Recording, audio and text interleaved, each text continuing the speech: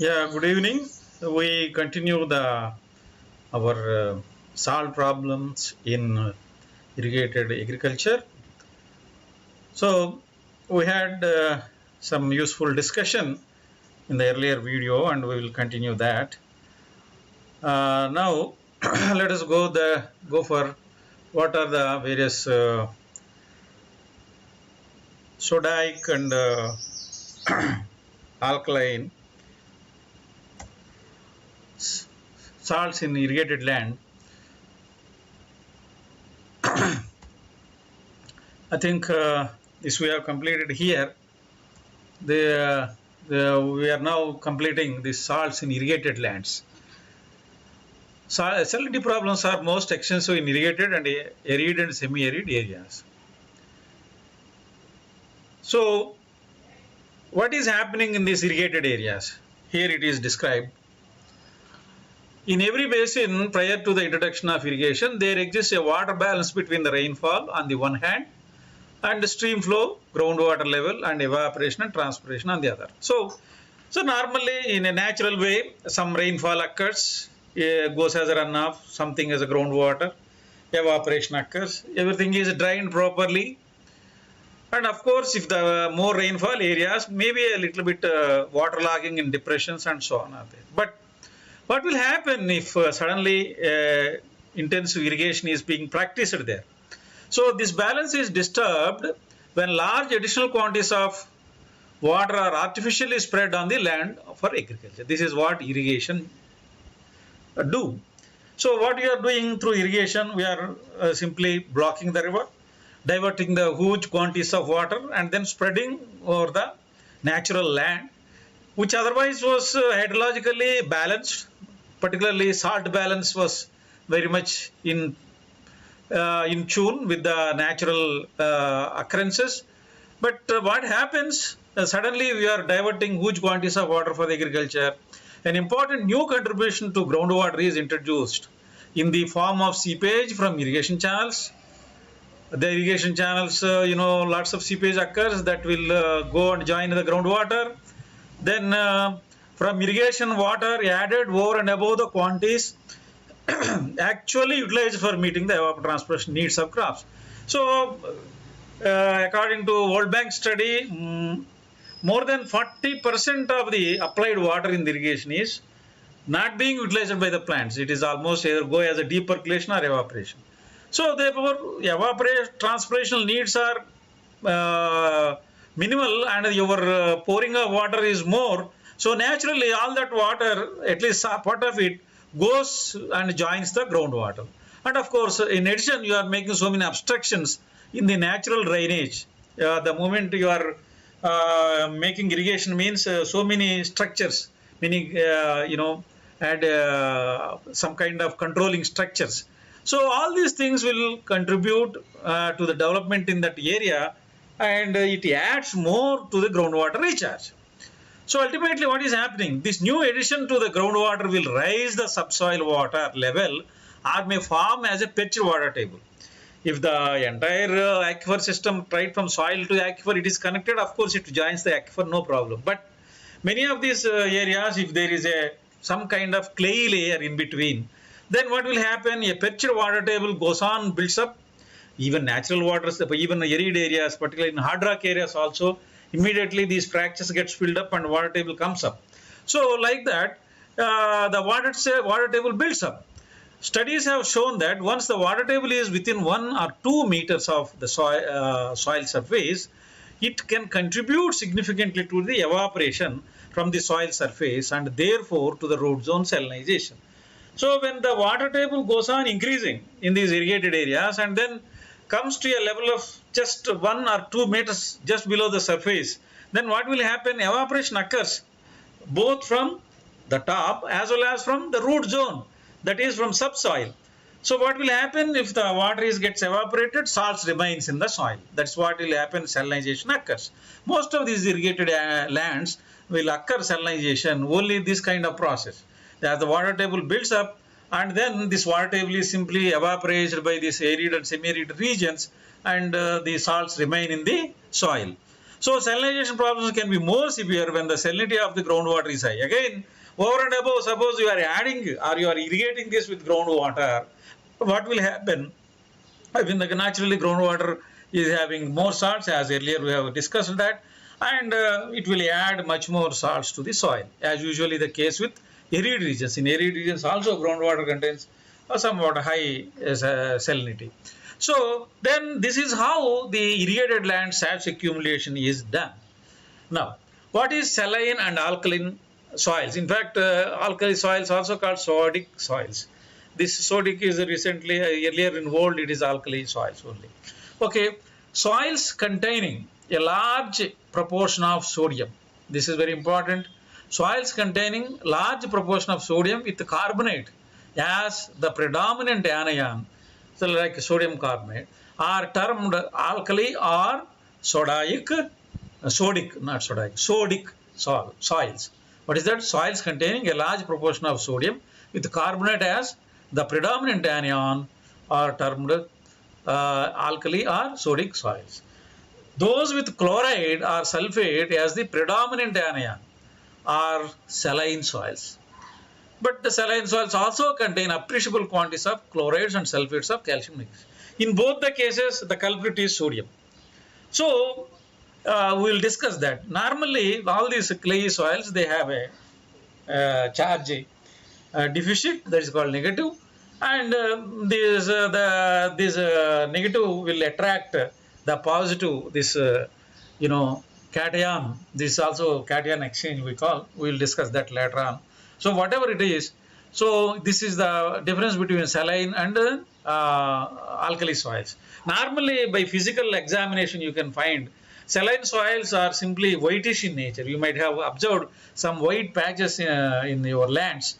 I also have my land some white patches, and even we have collected that white salt and then tasted it. It was really like salt.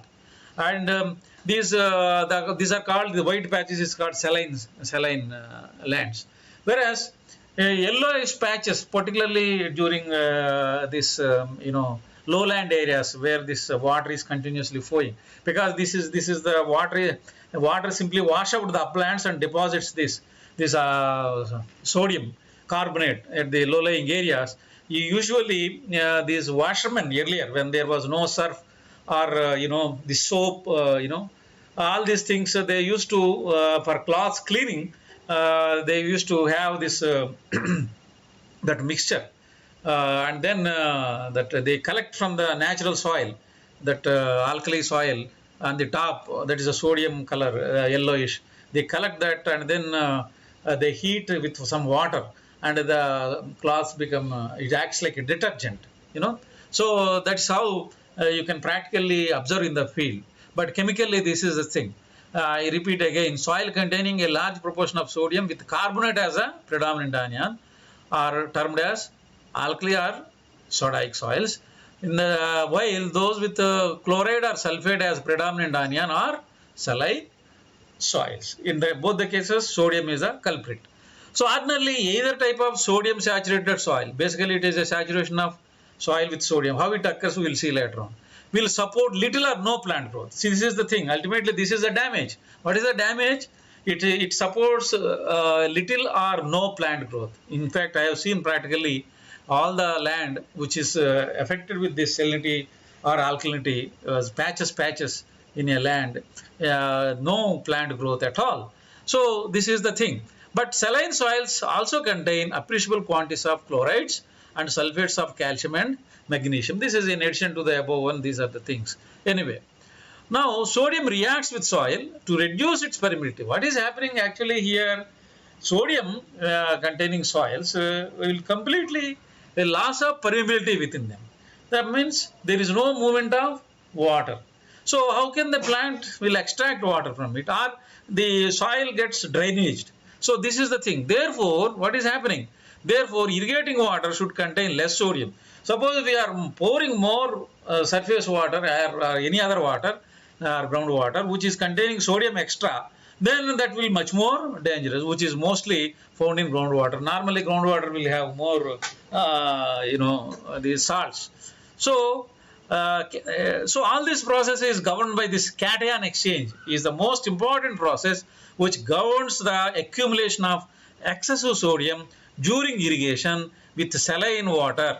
This is what the thing, and also during reclamation also actually, and reclamation of alkali soils during treatment of gypsum. So in all this process, what is the one single process, what is known as most predominant is, there are several processes no doubt, but the predominant process governing this sodium enriched soil means it is a cation exchange process, which we have to understand a little bit more about cation exchange, how it is being done. So basically now we learn there are two types of salt problems. One is saline based saline lands, and another is alkali lands. Okay, in both the cases it is sodium rich, and sodium, if it is mixed with this kind of carbonate, then it is called alkali, or if it is mixed with chloride, it's called salinity. Okay, so let us move further.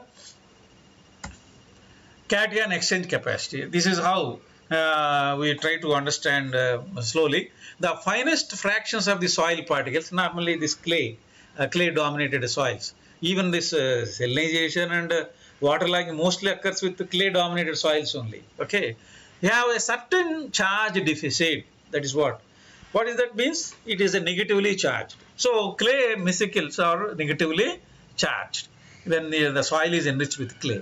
Then this charge is balanced. Okay, since it is negatively charged, how it is balanced? It is balanced by the charge of the adsorbed cation taken from the soil solution. You see, when the soil is added with some water, then this water detaches this, with some sodium. That sodium will go and sit on the soil, because the soil is having a negative charge, because it is having a clay. So the sodium cation will go and sit on that soil.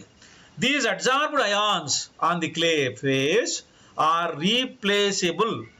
It can be replaced by any other cation, even calcium, magnesium, any others. In fact, we have an order for this. We'll see that. So anyway, in either case, it is the cation is going and sitting in that place. However, the rate of reaction depends upon its chemical affinity to the soil, its valency and size. It's not that simply governed by this minus, negative and charge, all those things, but there are other things. However, the rate of reaction depends upon its chemical affinity to the soil, its valency and size, and many other things. Of course, much more chemistry we want to go in, but no time. But major thing is this one, that is the cation exchange capacity. These replaceable ions are called exchangeable cations, and there is a measure for this. The maximum adsorption capacity of the soil for cations is called cation exchange capacity, which is generally expressed in MeQ, milliequivalents per 100 gram of soil. Okay, this is expressed like this. So we'll further how these cations are exchanged. Cation exchange capacity continued. An order of replaceability of any ion present on the soil can be expressed as, for example, NH4 plus is greater than, it can be Mg plus plus greater than Ca plus plus K plus Na plus potassium sodium. That means, what does it mean? This means that the Ca plus plus here will replace Na plus from the exchange complex more easily. That is the meaning. So this is the scale of replaceability. That means this side cations can replace this side cations easily. So definitely sodium is being replaced by this many of these things. In fact, sodium enrichment does not occur so easily. That is the meaning of it. But still, in the nature, when it is occurred with enriched with so much, then there is a problem. While the replacement of Ca, right, by Na is more difficult. This is the what. You cannot replace so easily the Ca by Na. Okay. In normal soils, generally, Ca, Mg, K and NH4 constitute 76, 25, 3 and 2% respectively of the exchangeable cations. That means more of them dominated by Ca, Mg, K only. Such soils are dominated by Ca followed by Mg and so on. But in the case of alkali soils, the proportion of exchangeable Na is more and increase with pH of soils. That is what exactly in the case of alkali soils, Na is more and it increases with the pH also.